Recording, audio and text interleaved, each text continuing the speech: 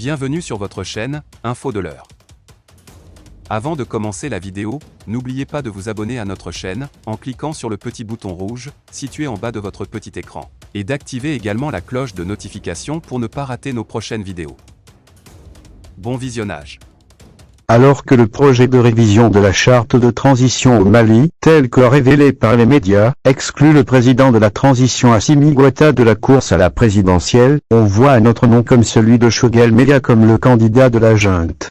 Un projet de révision de la charte de transition du Mali est révélé par les médias et dans lequel le président de la transition, le colonel Assimi Goïta, est exclu de se présenter à la présidence du pays lors des prochaines élections qui devraient rendre le pouvoir aux civils dans un retour à l'ordre constitutionnel tant clamé par la communauté internationale. Si Goïta ne serait donc pas éligible, dans un document rédigé par l'armée, il va sans dire qu'une autre option est prévue par les dirigeants de la transition. Sachant que les noms du Premier ministre Choguel Maïga et du ministre des Affaires étrangères Abdoulaye Diop ne figurent pas sur le projet comme également exclus, l'un d'eux pourrait bien être le choix de la transition pour la prochaine présidentielle.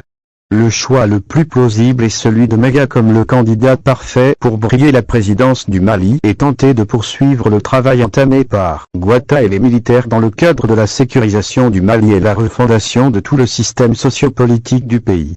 Choguel Maïga semble être dans la même dynamique que les militaires et le peuple malien qui lui voue une certaine admiration du fait de ce qu'il convient d'appeler sa résistance face aux différents assauts de la France.